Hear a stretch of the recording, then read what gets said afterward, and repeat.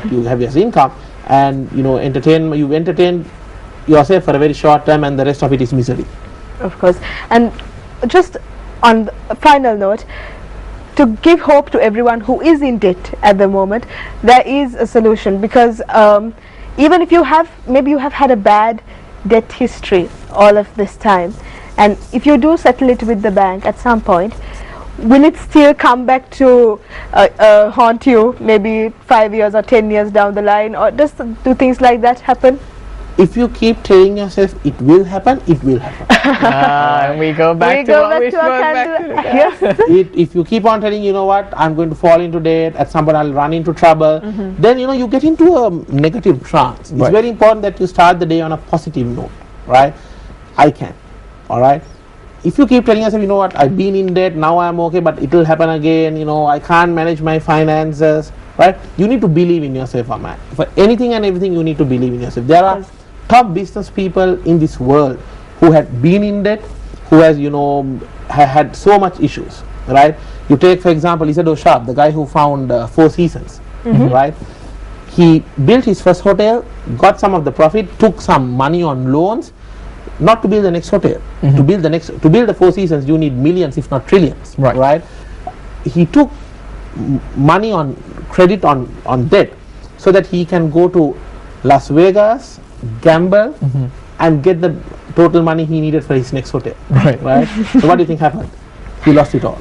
He lost it all. Las Vegas is a crazy place. You get people who come there with so much of money and they end up not having any money to go back home.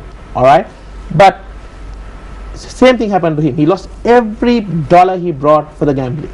But you know what? He did not keep on telling himself, oh, I'm gone, now I have to pay the debt, it's a misery. No. He fought back, right? He worked hard on his existing hotel, got more revenue, paid back the debt, took a more formal approach, like, saving and waiting for the next amount to gradually build up for his next hotel. And, today see where it is, in terms of hotel chain. So, believe in yourself. Right? Everybody has been through ups and downs. Nobody's been perfect, right? Steve Jobs was kicked out of school, didn't have a proper parenthood, but he did not keep on saying, I have a bad history, bad past, things will be bad for me, right?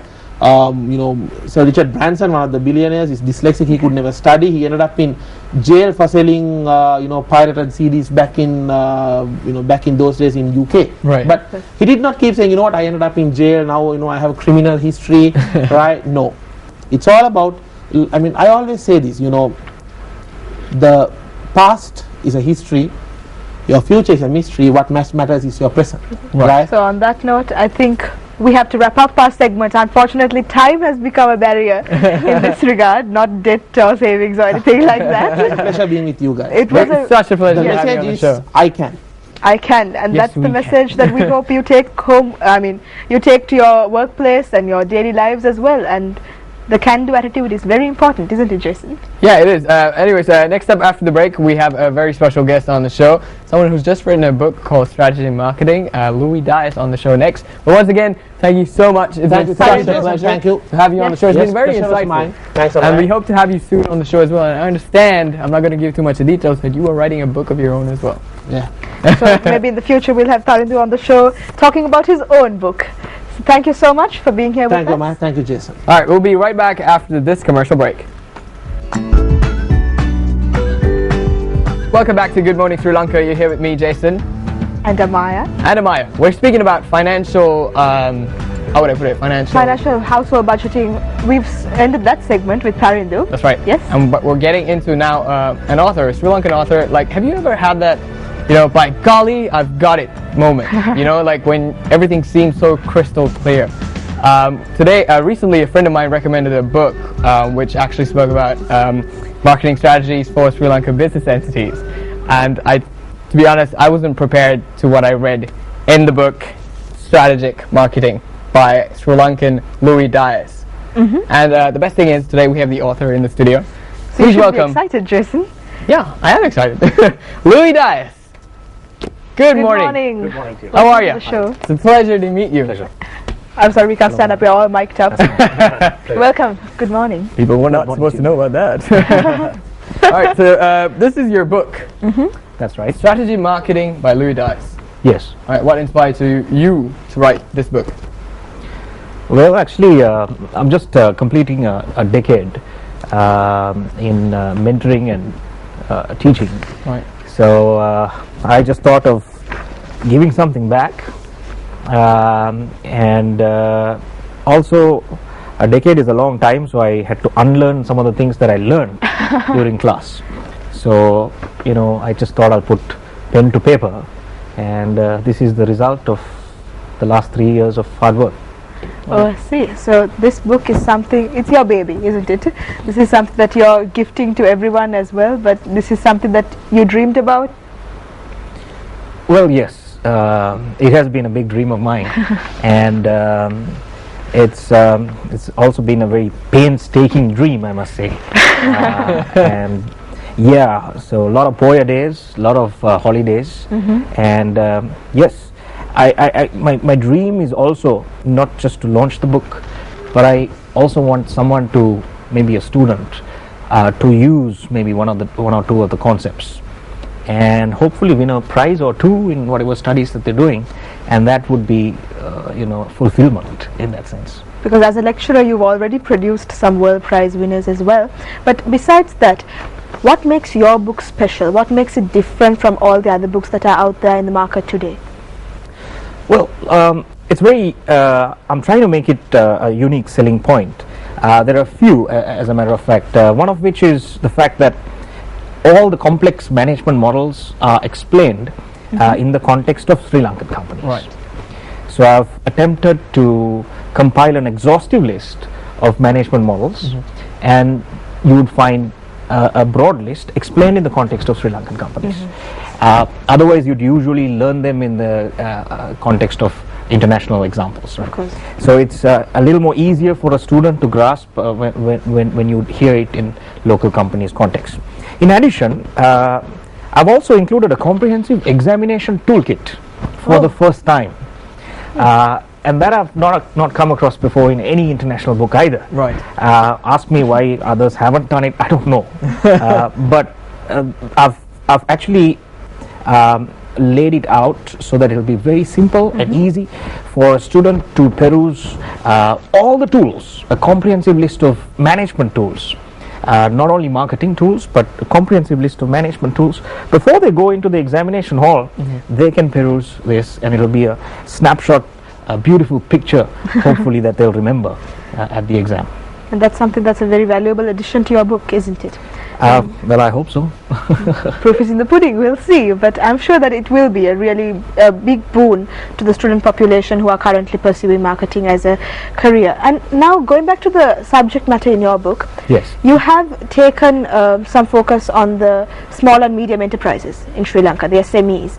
So what is your take on the role that SMEs play in the economy of Sri Lanka?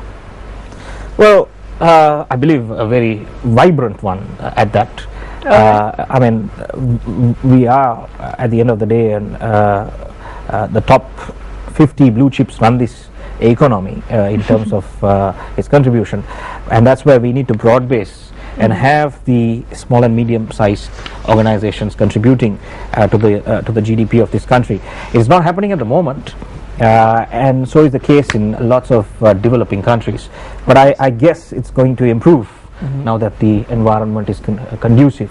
And just coming back into the book, I believe there's a lot of simple management theories that entrepreneurs may use, especially in the SME context, featured in my book. So if you want to find out what those tips are, you have to buy Louis' book. Make sure you go to your closest store and you get a hold of it. All right, now getting into, do you think Sri Lanka, we have got into effective ways of marketing? Well, with the exception of a few companies and a few brands, I believe we have a long way to go. Right. Perhaps if you look at even the way we market our country as a destination, I believe we've taken good strides and correct strides in the right direction. But I believe we have a long way to go to brand our destination and to use marketing in the true sense of the strategic sense of it. so that if you look at even certain professions. I mean, I'm a banker by profession. I visited a doctor last week, brilliant marketer.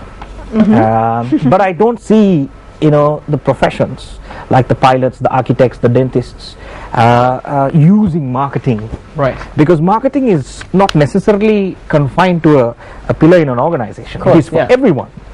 So I believe it's something that every single citizen in Sri Lanka should think of, studying, and hopefully it will result in prosperity. Right. Now, since you brought up our country being a destination and how we market ourselves, this is like going into how do you think it's developed from the years before, like say 5 years back, to a year back? How do you think that's developed and how effective it's been? For example, I've seen plenty of videos on the internet about Sri Lanka, and how do you think that affects? Well, five years ago, as a country, we had virtually nothing to market. True. That is very true. The top of mind recall of Sri Lanka was always negative. But I believe we're making the right kind of moves right now in getting our product right. Yeah. So fundamentally, your pricing has fallen in place, but we're very competitive, but we're still attracting different segments of the market in terms of tourists. We have to make the right kinds of strides in policy making bodies of this country, and I believe it's happening to a large extent at the moment. So I also think marketing will play a big role in the economic prosperity of Sri Lanka. Right. And also going back to your what you said about strategic marketing. Yes. Does good marketing go hand in hand with a huge budget? Is that something that's mutually you need to have both of them there to bring your company forward? That's a good question, Amaya. Actually not, because if you look at some of the great companies like that of the Body Shop, Starbucks for instance, you would never see them advertising. In fact, you would never see Starbucks or Body Shop on TV or press or radio. They're great brands. They're brands that we talk about. They're brands that we want to be a part of. And why is that? It's because of the other avenues that they've used to promote the brand, including the non-traditional means of ambient marketing and experiential marketing. That is to attack your consumer below his level of consciousness. So I see. If you could just give ambient marketing, for example, if you could just explain what it is, because we are not marketers, unfortunately, and I'm sure viewers would also like to know, for example, what type of marketing hits you in your subconscious level? Yes. So ambient marketing is, for instance, how you would arouse the senses of your consumer, right?